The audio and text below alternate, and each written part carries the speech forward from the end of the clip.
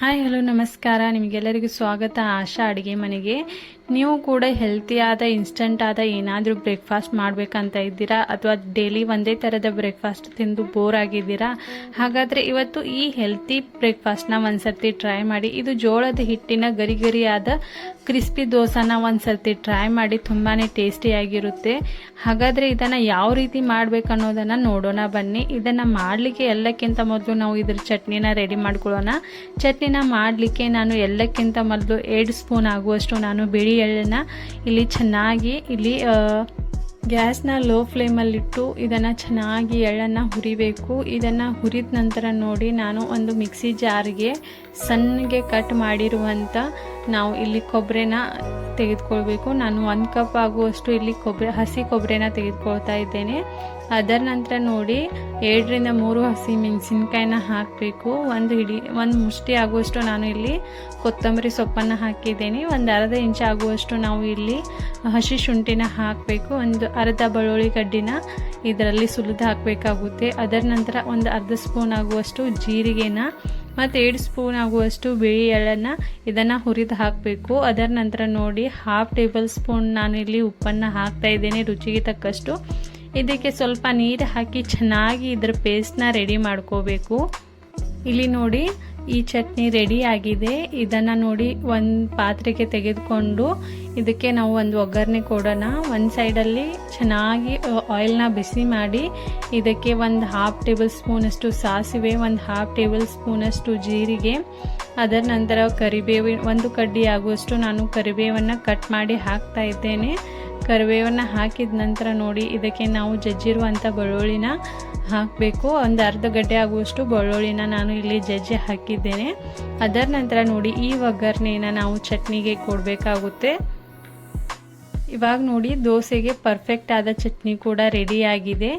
ಈ ರೀತಿಯಾಗಿ ಚಟ್ನಿನ ರೆಡಿ ಆದ ನಂತರ ನೋಡಿ ದೋಸೆ ಬ್ಯಾಟರ್ನ ರೆಡಿ ಮಾಡ್ಕೊಳ್ಳೋಣ. ಅದ್ರಗೋಸ್ಕರ ನಾನು 2 ಕಪ್ ಆಗುವಷ್ಟು ಮಿಕ್ಸಿ ಜಾರಿಗೆ ಜೋಳದ ಹಿಟ್ಟನ್ನು ಹಾಕೋಬೇಕು. ಜೋಳದ ಹಿಟ್ಟನ್ನು 2 ಕಪ್ ಆಗುವಷ್ಟು ನಾನು ತೆಗೆದುಕೊಂಡಿದ್ದೇನೆ. ಅದರ ನಂತರ ನೋಡಿ ಅದೇ ಕಪ್ಪಿನಿಂದ 1 ಕಪ್ ಆಗುವಷ್ಟು ನಾವು ಇಲ್ಲಿ ಸಣ್ಣ ರವೆನ ಹಾಕೋಬೇಕು. ಅದರ ನಂತರ ಒಂದು 1/2 ಟೇಬಲ್ ಸ್ಪೂನ್ ಆಗುವಷ್ಟು ನಾವು ಉಪ್ಪನ್ನು ಹಾಕಬೇಕು. ನೀವು ನಿಮ್ಮ ರುಚಿಗೆ ತಕ್ಕಷ್ಟು ಉಪ್ಪನ್ನು ಹಾಕ್ಬೋದು. ಅದರ ನಂತರ ಗಟ್ಟಿಯಾದ ಮೊಸರನ್ನು ನಾನು 1/2 ಕಪ್ ಆಗುವಷ್ಟು ಹಾಕಬೇಕು. ಅದರ ನಂತರ ನಾನು 2ರಿಂದ 3 ಕಪ್ ಆಗುವಷ್ಟು ಇಲ್ಲಿ ನೀರನ್ನು ಹಾಕ್ತಾ ಇದ್ದೇನೆ.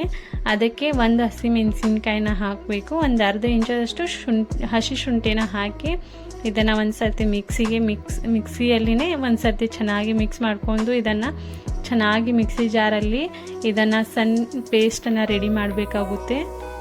ಇದನ್ನು ಚೆನ್ನಾಗಿ ರುಬ್ಕೊಂಡ ನಂತರ ನೋಡಿ ಎಷ್ಟು ಚೆನ್ನಾಗಿ ಪೇಸ್ಟ್ ಕೂಡ ರೆಡಿಯಾಗಿದೆ.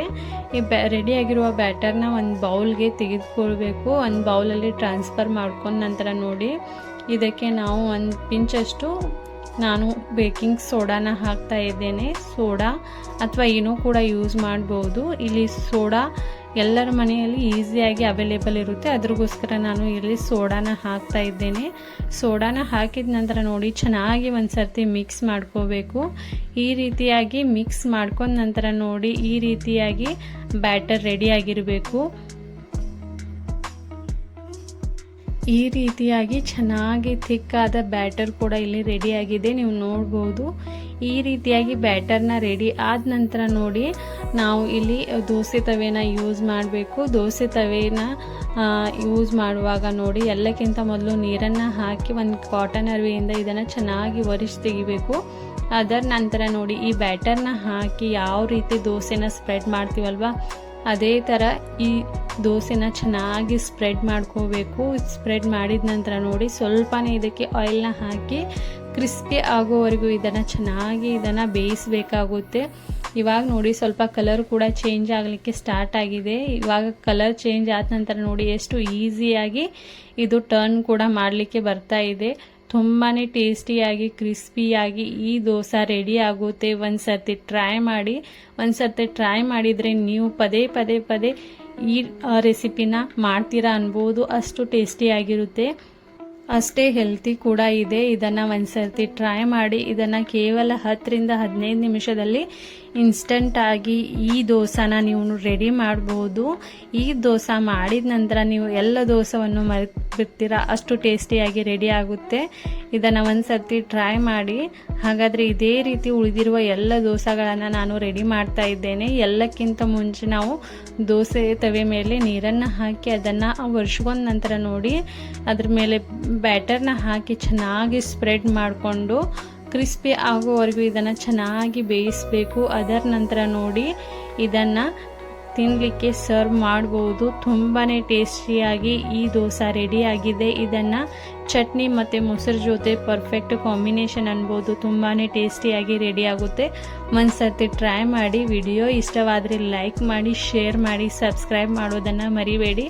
ಇದೇ ರೀತಿಯಾದ ಹೊಸ ಹೊಸ ವಿಡಿಯೋಗಳು ನಿಮಗೋಸ್ಕರ ಬರ್ತಾ ಇರ್ತವೆ. ನನ್ನ ಚಾನಲ್ನ ಸಬ್ಸ್ಕ್ರೈಬ್ ಮಾಡಿದ ನಂತರ ನೋಡಿ ಬೆಲ್ ಐಕಾನ್ನ ಒತ್ತಿ. ಇದರಿಂದ ನನ್ನ ವಿಡಿಯೋಸ್ಗಳು ಎಲ್ಲಕ್ಕಿಂತ ಮೊದಲು ನೀವು ನೋಡ್ಬೋದು. ನಿಮಗೆ ನೋಟಿಫಿಕೇಷನ್ ಕೂಡ ಬರುತ್ತೆ. ಅದಕ್ಕೋಸ್ಕರ ಬೆಲ್ ಐಕಾನ್ನ ಒತ್ತೋದನ್ನು ಮರಿಬೇಡಿ.